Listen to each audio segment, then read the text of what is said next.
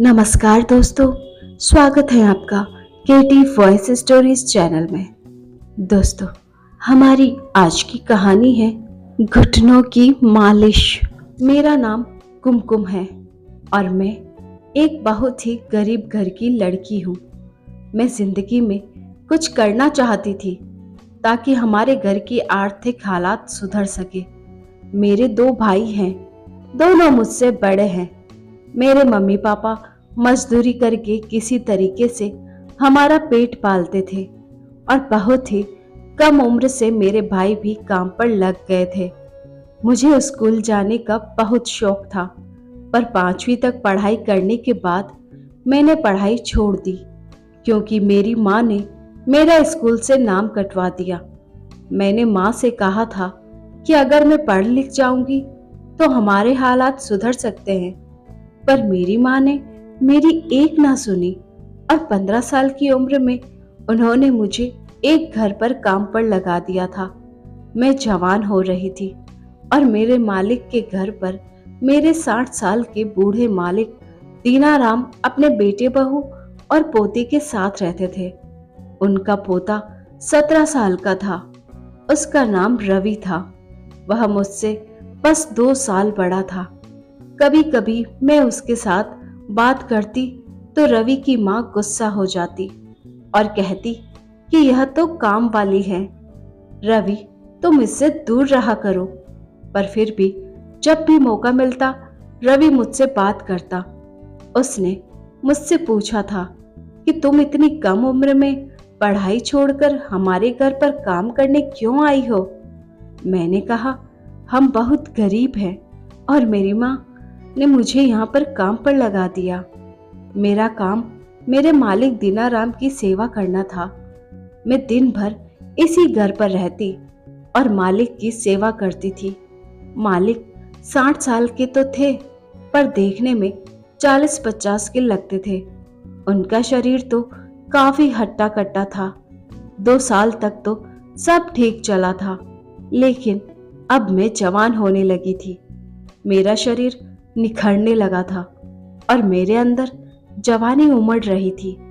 रवि भी अब बड़ा हो चुका था और जब कभी मौका मिलता तो मुझसे बात करता, पर उसकी माँ को बिल्कुल पसंद नहीं था कि हम दोनों आपस में बात करें। अगर वह देख लेती तो मुझे बहुत डांटती थी। एक दिन मुझे मेरे मालिक ने अपने कमरे में बुलाया और कहा, बेटा मेरे घुटने में आज बहुत दर्द हो रहा है। उन्होंने मुझे 50 रुपए दिए और कहा कि मेरे घुटने की अच्छे से मालिश कर दो। मैं काफी खुश हो गई थी क्योंकि यह पैसे हमारे घर के लिए बहुत मायने रखते हैं। दिन भर मालिक के घर पर रहने के बाद भी मेरी पगार 8,000 रुपए थी। मैं मालिक की सेवा के साथ साथ घर का छोटा मोटा काम भी कर दिया करती थी, पर आज पहली बार मुझे एक्स्ट्रा पैसा मिला, वरना मेरे पैसे तो मेरी माँ को ही वह दिया करते थे। मैंने तेल लिया तो दीनाराम मालिक ने अपनी धोती ऊपर उठा दी। वह मुझे बहुत ही अजीब सा लगा, पर वह ठहरे बुजुर्ग इंसान। मैं हल्के हाथों से उनके घुटनों की मालिश करने लगी। वह आंखें बंद करके आराम लेने लगे। करीब 1 घंटे तक मैंने उनकी मालिश की। उसके बाद मैं वहां से घर आ गई। अगले दिन जब मैं काम पर गई तो शाम के वक्त फिर से दीनाराम ने मुझे अपने पास बुलाया और कहा कि बेटा कल की तरह आज भी मेरे घुटनों की मालिश कर दो, और फिर से मुझे 50 रुपए दिए। अब ऐसा रोज रोज होने लगा। रोज मुझे एक्स्ट्रा पैसे देते और मुझसे ये काम करवाते। लेकिन एक दिन कुछ ऐसा हुआ कि मेरे पैरों तले से जमीन निकल गई। मैं डर के मारे थर थर कांपने लगी और मेरी जान निकल गई। मैंने जो देखा था मुझे अपनी आंखों पर यकीन नहीं आ रहा था, और मात्र मैं 15 साल की हूँ, तो मुझे समझ नहीं आ रहा था कि मैं क्या करूं। उस दिन मालिक ने मुझसे कहा था कि मेरे घुटनों और पैर की अच्छे से मालिश कर दो। पर जब उन्होंने धोती उठाई तो मेरी आंखें फटी की फटी रह गई। उन्होंने अपना कच्छा नहीं पहना था और मेरी नजर एक ऐसी चीज पर पड़ गई। मैं अंदर ही अंदर काफी घबरा गई थी। आखिर उन्होंने ऐसी हरकत क्यों की? वह मुझसे चाहते क्या हैं? अब मेरे दिमाग में शक घर करने लगा। कोई भी इंसान सिर्फ घुटने की मालिश के लिए इतने पैसे क्यों देगा? जरूर इसमें उसका गलत मकसद छुपा हुआ है। दीनाराम मेरी तरफ देखने लगा। शायद वह मेरा रिएक्शन नोट कर रहा था। उस वक्त मैं बहुत ज्यादा घबरा गई थी। मन कर रहा था कि वहां से अभी के अभी भाग जाऊं, पर मजबूरी में उस दिन मैंने उसके घुटने की ओर पैर की मालिश की। लेकिन उन्होंने अपनी धोती जिस तरह से उठाई हुई थी, मुझे बहुत ही गंदा लग रहा था और वह अजीबोगरीब आवाज करते रहे। किसी तरीके से 1 घंटा काटने के बाद मैं पसीने पसीने हो गई थी और दौड़ती हुई अपने घर पर चली गई। मैंने अपनी माँ से कहा कि माँ, अब मैं यह काम नहीं करना चाहती।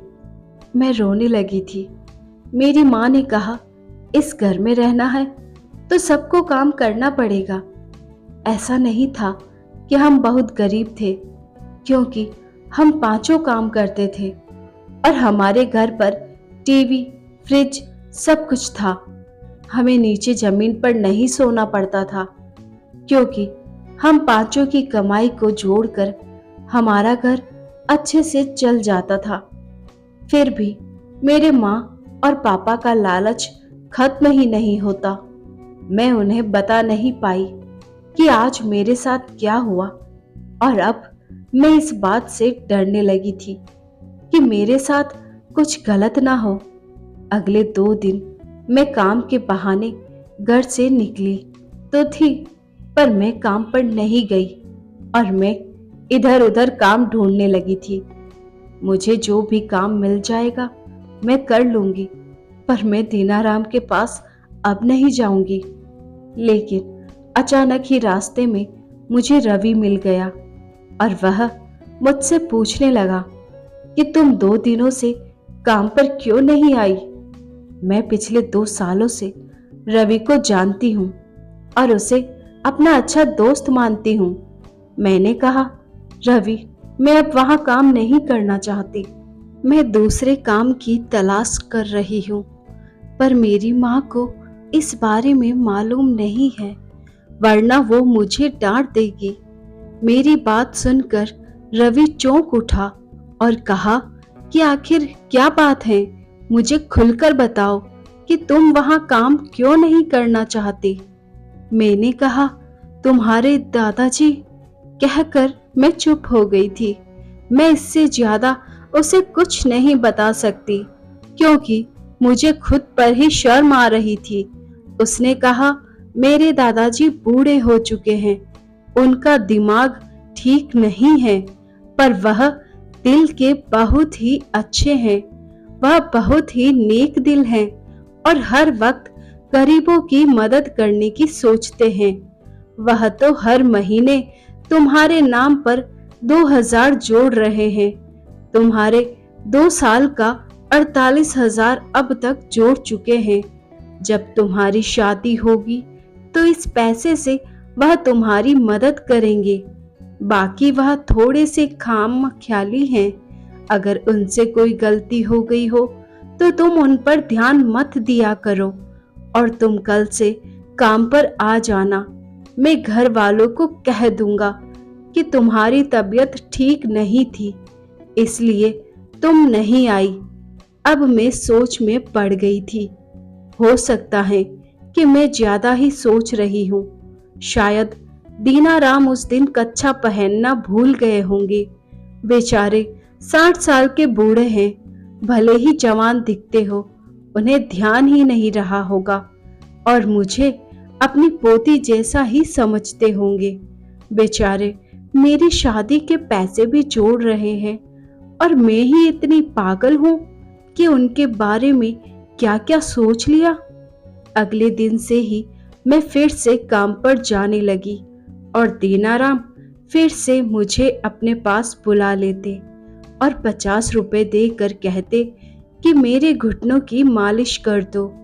लेकिन अब मैंने नोटिस किया कि वह कच्छा नहीं पहनते थे। जब वह धोती को ऊपर उठाते तो उनका सब कुछ नजर आता, हालांकि वह आंखें बंद करके रहते और कभी कभी ही मेरी तरफ देखते थे। मुझे यह काम करने में बिल्कुल भी अच्छा नहीं लगता और बहुत घबराहट होती थी, पर मुझे इस काम के एक्स्ट्रा पैसे मिलते थे जो कि मुझे अपनी माँ को भी नहीं देना पड़ता था। तो मैं लालच में आ गई थी। एक दिन मैं मालिक के घुटनों की मालिश कर रही थी कि रवि की माँ कमरे में आ गई। उनके आते ही मालिक ने अपनी धोती को बिल्कुल सही कर लिया। अब मुझे शक होने लगा कि मालिक मुझे दिखाने के लिए ही यह सब कुछ कर रहे हैं। फिर भी मजबूरी में मैं रोज काम के लिए आ जाती थी। लेकिन 1 महीने बाद कुछ ऐसा हुआ कि मैं सारी रात चीखती रही, चिल्लाती रही, पर मेरी आवाज सुनने वाला घर पर कोई भी नहीं था। रवि अपनी मम्मी पापा के साथ शादी में गया हुआ था और रवि की माँ ने मेरी माँ को फोन करके कह दिया था कि हम 2 दिनों के लिए बाहर जा रहे हैं और आपकी बेटी को 2 दिनों तक हमारे घर पर रहकर मेरे ससुर जी की सेवा करनी पड़ेगी और घर का सारा काम करना पड़ेगा। उसके लिए अलग से मेरी माँ को 2000 रुपए देगी और मुझसे कह दिया था कि घर का सारा काम कर देना, खाना बना देना और मालिक की अच्छे से देखभाल करना और तुम वहीं पर रात में रुक जाना। पर मुझे बिल्कुल भी सही नहीं लग रहा था और मैं बहुत ही घबरा रही थी। मैंने रवि को बुलाकर भी कह दिया था कि मुझे बहुत घबराहट हो रही है। रवि ने कहा, मेरे दादाजी बहुत ही नेक दिल इंसान हैं। मैंने तुमसे कहा है ना कि तुम्हें डरने की कोई जरूरत नहीं है। वह तुम्हें अपनी पोती की नजर से देखते हैं। मैं रवि से कह नहीं पाई थी कि वह मेरे साथ रोज क्या करते हैं। उनकी गंदी हरकत से मैं परेशान हो चुकी थी और अब 2 दिन मुझे उनके साथ बितानी है। रवि और उसका परिवार चला गया। उनके जाते ही मैं रसोई में जाकर खाना बनाने लगी। खाना बनाते ही मालिक ने मुझे अपने पास बुला लिया। उसने कहा, बेटा, आज मेरी तबीयत बहुत खराब है, आज तुम मेरे पूरे बदन की मालिश कर दो। उन्होंने 500 रुपए दिए और कहा, मेरी अच्छे से मालिश करो। रात के 8 बज चुके थे। मालिक ने कहा, पहले हम खाना खा लेते हैं, फिर तुम मालिश शुरू करना। मैं दिन भर के काम से आज बहुत थक चुकी थी और मुझे रात भर जाग कर उनकी मालिश करनी होगी। क्या मैं इंसान नहीं हूँ? मुझे भी तो नींद की जरूरत है। लेकिन 500 का नोट देखकर मेरे मन में लालच आ गया था। मैंने उनके पैसे ले लिए और रवि ने मुझे बार बार कहा था कि उनके दादाजी एक नेक दिल इंसान है। लेकिन फिर भी ना जाने क्यों मुझे अंदर ही अंदर बहुत ज्यादा घबराहट हो रही थी। मेरा दिल बहुत ही अजीब तरीके से धड़क रहा था, क्योंकि आज रात घर पर हम दोनों ही हैं। खाना खाने के बाद डर डर के मैं उनके कमरे के अंदर आई। मेरा गला बिल्कुल सूख रहा था। मेरी सांसें बहुत तेज चलने लगी थी। मेरे अंदर आते ही मालिक ने कमरे की लाइट बुझा दी और डिम लाइट जला दी और उसके बाद उन्होंने मुझे तेल पकड़ा दिया और फिर कुछ ऐसा किया कि मेरे होश उड़ गए। उन्होंने अपने सारे कपड़े उतार दिए। उनकी हालत देखकर तो मेरी हालत बहुत खराब हो गई थी और मैं बिल्कुल कांपने लगी थी। मैं उनकी मालिश करने लगी। वह मालिश के मजे ले रहे थे। पहले तो उल्टा लेटे हुए थे, फिर थोड़ी देर बाद वह सीधा लेट गए। उनकी हालत देखकर तो मेरी चीख निकल गई और मुझे डरता हुआ देखकर वह मुस्कुराने लगे। मैं डर डर कर उनका सब कुछ मालिश कर रही थी। हाँ, सब कुछ मालिश कर रही थी, क्योंकि उन्होंने कहा था कि मुझे पूरे शरीर की मालिश कर दो। मेरा दम बिल्कुल घुटने लगा था, लेकिन दीनाराम ने मुझे हाथ नहीं लगाया। उसने मेरे साथ कुछ भी गलत हरकत नहीं की। करीब 2 घंटे मालिश के बाद उन्होंने कहा, अब तुम जाकर सो जाओ। मैं उनके कमरे से बाहर आ गई, लेकिन मेरे अंदर एक अजीब सी हलचल होने लगी थी। मैं दरवाजे के बाहर ही खड़ी थी और मेरी सांसें बहुत तेज चल रही थी। मैं भी जवान हो चुकी थी और मुझे मन कर रहा था कि मैं उनके कमरे में फिर से चली जाऊं। ना जाने मुझे क्या हो रहा था। मेरे अंदर एक नशा सा छाने लगा था। यह कैसा जादू था जो मुझ पर छा गया था। मैं अपने कमरे तक जा ना सकी और उनके कमरे में वापस आ गई थी। दीनाराम मुझे देखकर मुस्कुराने लगे और कहा, आओ मेरे पास आ जाओ। और उसके बाद उस कमरे में जो कुछ भी हुआ, पूरी रात में चीखती रही। यह मेरा पहला अनुभव था। आखिर दीनाराम ने मुझे अपने जाल में फंसा ही लिया था। शायद वह यही चाहते थे कि मैं खुद ब खुद आ जाऊं, और 2 दिनों तक बस वही होता रहा। उसके बाद उन्होंने कहा, जाओ अपने घर जाकर 2 दिन आराम कर लेना। रवि और उसका परिवार वापस आ गया था, पर मेरी हालत बहुत खराब हो चुकी थी। मुझसे ठीक से चला भी नहीं जा रहा था और घर जाकर मुझे बुखार आ गया था। यह मुझसे क्या भूल हो गई। जब मेरी माँ ने मेरी बुरी हालत देखी तो उन्हें शक हो गया और वह मुझसे पूछने लगी। मैं रोने लगी थी और उन्हें सब कुछ बता दिया। वह अपना सीना पीटने लगी और बार बार यही कहने लगी कि यह क्या कर दिया मैंने अपनी बेटी के साथ। लेकिन उसके बाद मेरी माँ ने जो किया मैं कभी नहीं भूल सकती। वह सीधे मालिक के पास गई और कहने लगी कि वह सारी दुनिया को बता देगी कि उसने मेरी बेटी के साथ क्या किया है।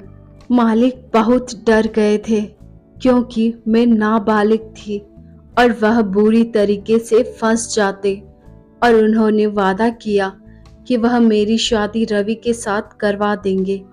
मालिक ने मुझे स्कूल में भर्ती करवा दिया।